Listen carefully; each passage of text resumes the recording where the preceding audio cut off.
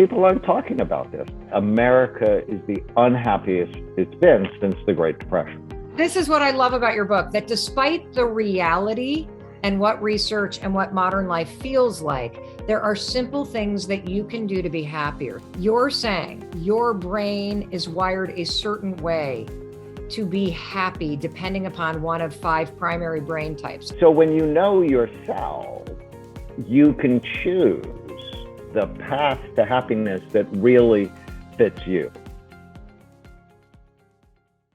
You say that there are 7 secrets that are going to make you happier. What are they? Well, secret number 1, and I call them secrets because in all the happiness books, people aren't talking about this. I mean, there's a lot of happiness books, yet America is the unhappiest it's been since the Great Depression. And so Let's just start to talk about that. I actually relate to that. I don't know how many times, I don't know if it's coming out of the pandemic, working hybrid. I turned to my husband the other day, Dr. Amen, and said, when did we stop having fun? Why is life so serious? Everything feels like it's heavy. Is this a common feeling right now, especially in the United States? Oh, it's so awful. I mean, the incidence of depression tripled between February of 2020 and August of 2020. It is now doubled in children. Suicide is at a level we have never seen. And, you know, there are lots of factors for that. The news is one of them. If you watch the news in the morning, you're 27% less happy in the afternoon. So it's people are drinking from a fire hose of trauma, and we need to turn off the fire hose. I mean, 5-10 minutes a day max. And otherwise, there are forces that are dividing us. I've never seen this before. Free speech is being suppressed. There's so many things that are making people unhappy, but you can still be happier. Okay, well, this is what I love about your book, that despite the reality and what research and what modern life feels like, there are simple things that you can do to be happier. So what is the surprising thing that's number 1 in terms of the 7 secrets? So you need to know your brain type, that happiness is not the same for everyone, that what makes some people happy, a warm bath, lavender, making love, connection, just bores another person to tears. What makes one type, our spontaneous type, happy, jumping out of an airplane, helicopter skiing, will make type 5, our cautious type, completely miserable. And so the first secret that nobody talks about is, well, what's your brain type? And in the book, I talk about 5 primary types: balanced, spontaneous, sort of my ADD group, persistent, my little OCD group, sensitive, the sad group, and cautious, the anxious group. So you need to sort of know what your brain is doing, and in that way, pick strategies to make you happy based on you, rather than based on, oh, these people, you know, my priest growing up said these will be the things that make you happy. Okay, so first of all, mind blown, because you're right, myself included. I share research, I share strategies that I use that make me happy, but they don't necessarily make Chris happy.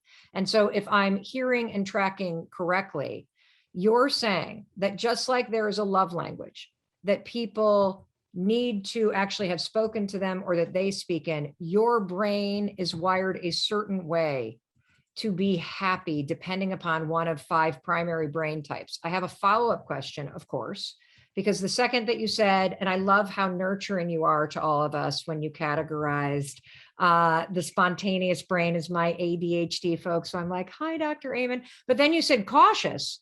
And I'm like, okay, well, that's me too, because of the anxiety. What if you feel like you're a mix after you read You Happier and figure out your primary brain type?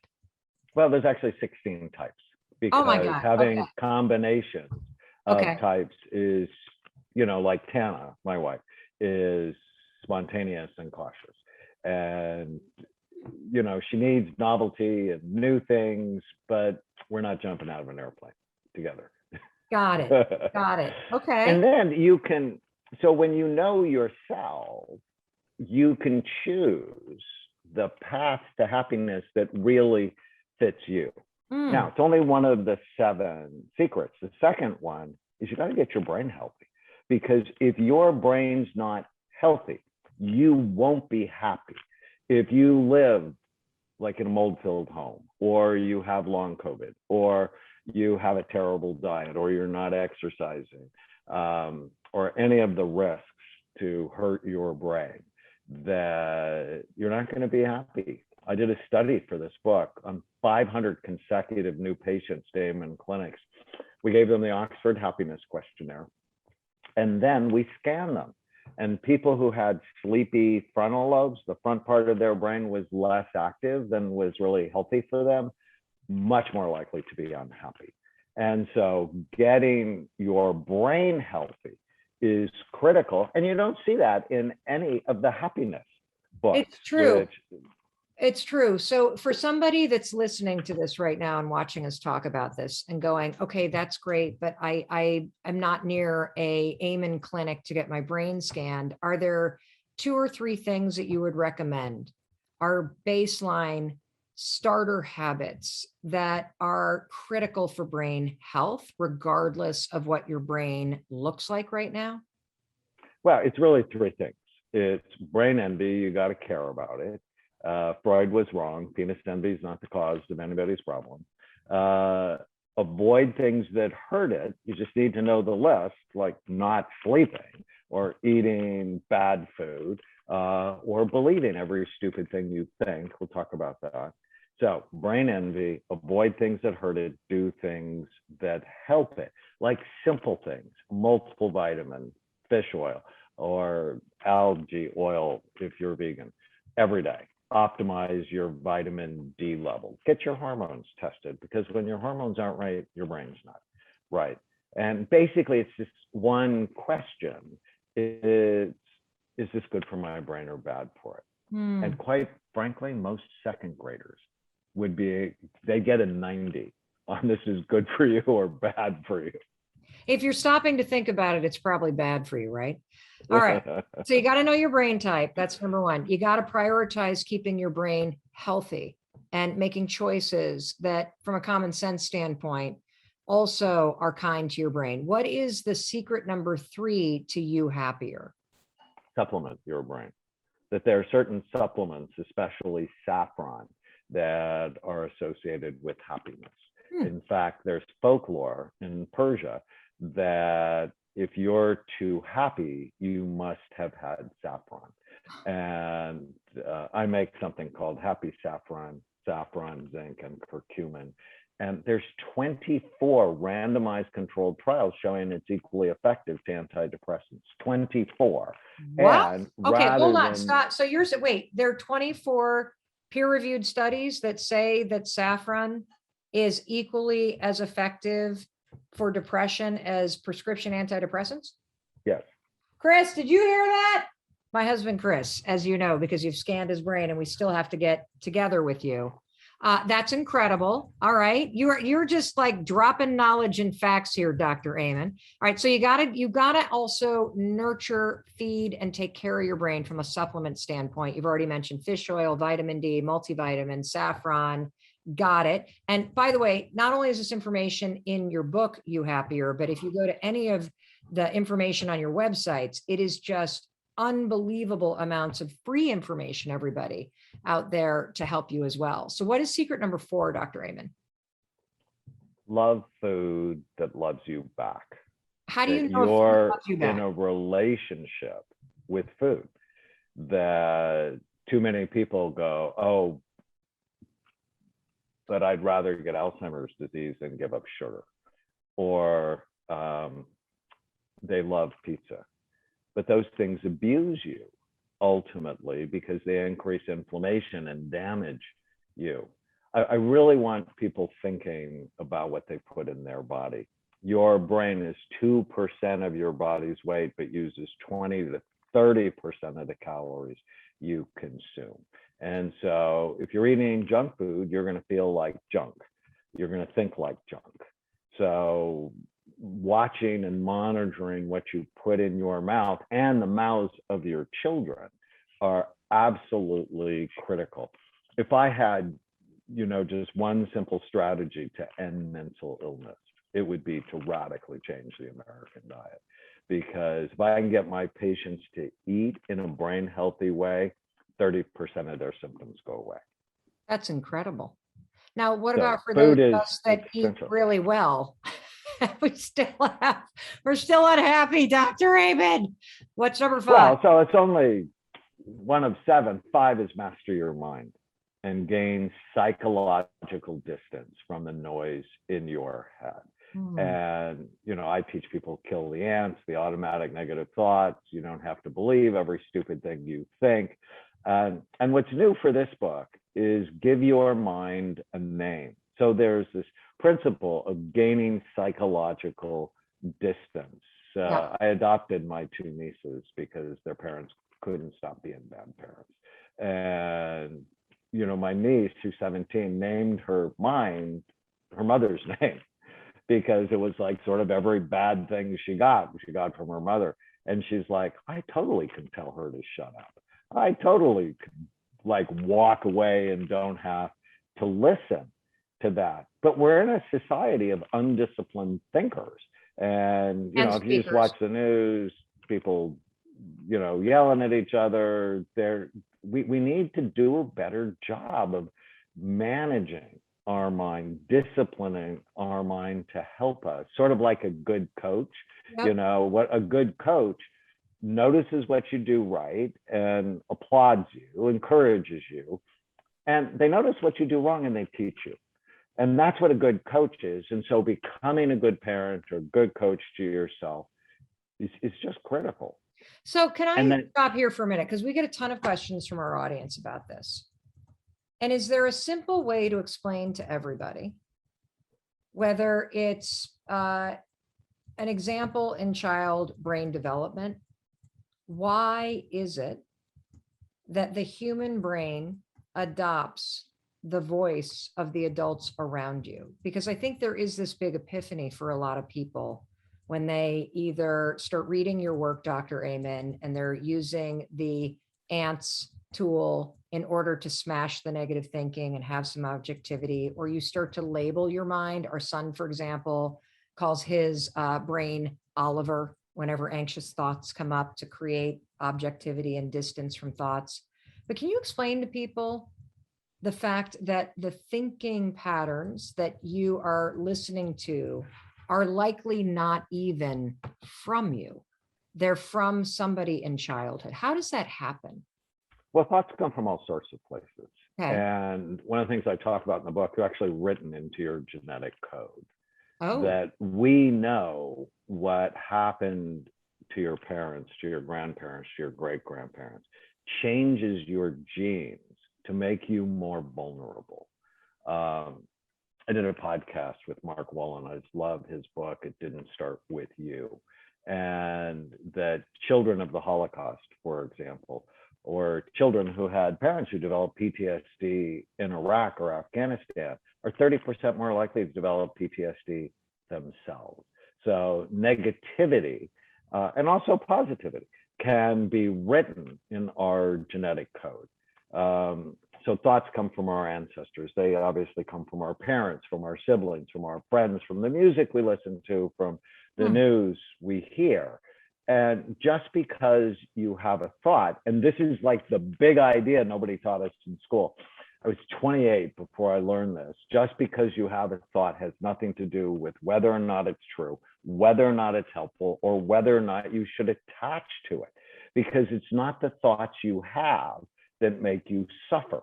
It's the thoughts you attach to that make you suffer. And finding a way to evaluate them, because, I teach this stuff and I still get these crazy thoughts that come in my head. And I'm like, oh, that's crazy. Please don't say that out loud.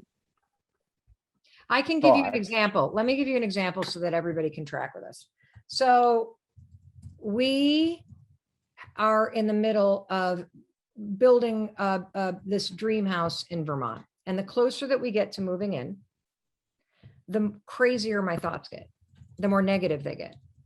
And the thought that I have is, oh my gosh, if we move out of the house that we raised our kids in, and we move and spend more time 3 hours away in Vermont, we'll never see our kids again. I'll be alone. I'll be alone. And so that's the thought. It pops up every time I wake up in Vermont and I, can see 100 miles. And then I immediately like, oh my God, I'm going to be alone on this mountain. And that's not the piece, you're right, that makes me suffer. It's the fact that somewhere I then go, holy shit, we shouldn't have done this. We moved here too soon. I'm right. I never see my parents. I moved out of that house. And that's where the suffering comes. It's the reaction to it. Is that what you're saying? It's the undisciplined thinking. And if you have ADD, you use negative thinking as a stimulant. Wait, what? If you have ADD, if you have sleepy frontal lobes, yeah. And, you and I did scan my brain together. And so I got to look at your brain. But I learned this a long time ago. People who wake up and do that, they just gave themselves 5 milligrams of Ritalin. Negativity stimulates their brain. They don't know they do it. It's completely unconscious or Pavlovian, right? Remember Pavlov, and he'd ring a bell and feed the dogs. And whenever he'd ring a bell, the dogs would salivate. Well, they had no idea that they were doing that. But my ADD. My gosh. Yeah, you just blew my mind. It never even, like, I've always thought about the negative thinking as just like a default, a habit. It runs on autopilot. I never thought about the fact that there's a benefit that I'm getting, which is this jolt, because it does catch my attention. It does wake me up. I'm turning this into my own personal therapy session. This is amazing. The world's leading expert on the brain. All right, so let's move on to number 6, everybody. Notice what you like about other people more than what you don't. If you're going to be happy, you need to give happiness away. And ultimately, we shape the behavior of other people by what we pay attention to. And so, for example, a couple who has 5 times more positive comments than negative ones, significantly more likely to stay married. A business team with 5 times more positive comments than negative ones is significantly more likely to make money. I collect penguins. Actually, I have 2 of them behind me. And because how do you shape a penguin's behavior? I went to Sea Life Park in Hawaii. They had this great penguin show. This penguin's name was Fat Freddy, and he could do amazing things. And I went up to the trainer afterwards, and I'm like, how'd you get this bird? Because I was having trouble with my 7-year-old son at the time. How'd you get this bird to do all these really cool things? And she said, unlike parents, whenever Freddie does anything like what I want him to do, I notice him. I give him a hug, and I give him a fish. And the light just went on in my head that I was sort of like my dad, that when my son did the right things, in my mind, I didn't pay any attention to him because I just thought he should. And when he didn't do the right things, I gave him a lot of attention. So I was shaping him actually to be troubled when, and this works so well with Tana, with my wife, that I'm very purposeful in how I respond to her, because I love her and I want this to like last forever. And so I really focus on what I like rather than what I don't like. Now, if there's things I don't like, I'll talk about them, but that's not where the energy goes. Wow. Okay. I'm like sitting, my mind is now spinning, not with negative thoughts, with really positive and kind of not even optimistic. Like I feel just listening to a lot of this, because it is very simple to put your attention on the things going right and what you like about people. And it is simple to try to figure out what kind of brain you have and understand that that's going to shape what's going to make you happy. What is secret number 7? live each day based on clearly defined values, purpose, and goals, and 4 big circles. And what I find, you know, I've been a psychiatrist 40 years, and when I ask people what their goals are, they don't know. Like all great businesses have business plans. Like, you know, what are we going to do this quarter? What are we going to do this year? What are we going to do the next 3 to 5 years? But most of my patients don't. And so we actually spend time, let's talk about values. And what values do you want to live your life on? What's your purpose in life? Why are you here? Why do you wake up? Is this random chance, or are we going to do more than that? And then clearly define, what do I want in my relationships, my work, my money, my physical, emotional, spiritual health. And that just goes to the question. I know we're going to talk about questions, but does it fit? But if you don't tell your brain what you want, and not just work and not just money, what do you want in your relationships? What do you want for your physical health, your emotional health, your spiritual health, which most psychiatrists won't touch, but I sort of want to know why you think you're on the planet, and what is your deepest sense of meaning and purpose, because purposeful people are happier. And so when you take all of this together, from brain type to brain health to supplements to food to managing your mind and relationships, you get 30% happier. Well, there's no doubt. What you also showed me was about 70% of things that I could be doing. Hey, thanks for watching. I love that you're here. Make sure you subscribe. And if you love this video, you're going to absolutely love this one that's coming next.